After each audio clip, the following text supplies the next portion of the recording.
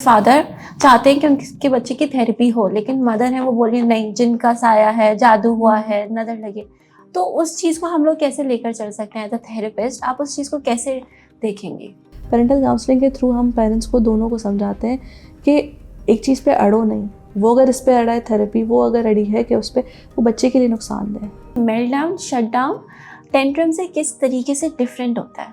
Meltdown या shutdown autistic बच्चा खुद से नहीं कर रहा होता, सही है, लेकिन टेंट्रम्स खुद से करते हैं।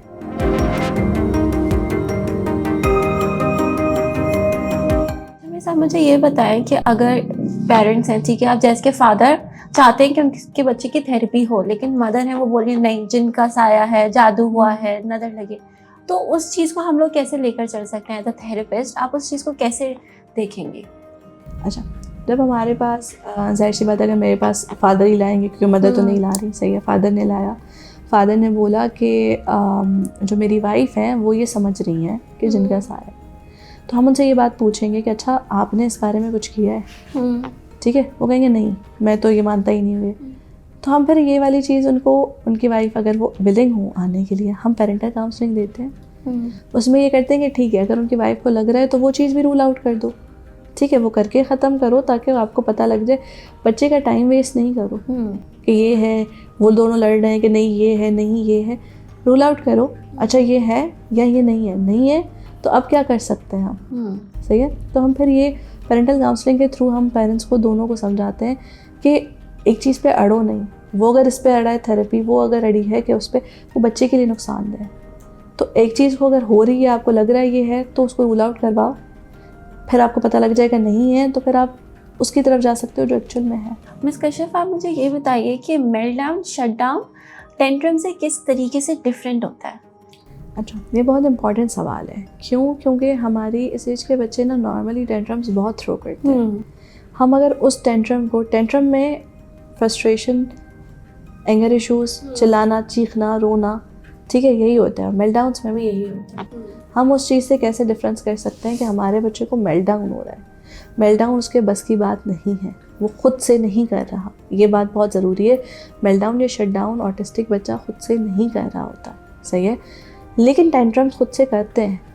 टेंट्रम्स जो होते हैं वो गोल ओरिएंटेड होते हैं। मेरा गोल होगा, मुझे बॉल चाहिए, मुझे वो नहीं मिलेगी, मैं रोऊंगा, ठीक है। जैसे मैंने बताया, ऑटिस्टिक बच्चों का एक रेपिटेटिव बिहेवियर होता है, और क्या होता है, वो बहुत फोकस्ड होते हैं एक चीज़ पे, तो वो उसका फोकस हिलता नहीं है। मुझे ये चाहिए तो मुझे चाहिए। अगर उसको कोई एक्टिविटी पसंद आ गई, उसको वही चाहिए होगी। उसको मैं हिलाने की कोशिश करूँगी ना, वो बच्चा रोएगा, चीखेगा, जब तक मैं उसको नहीं देती। वो एक अलग चीज़ है। वो टेंट्रम्स होते हैं जो कि गोल पूरे होने पे ख़त्म हो जाए, ठीक है।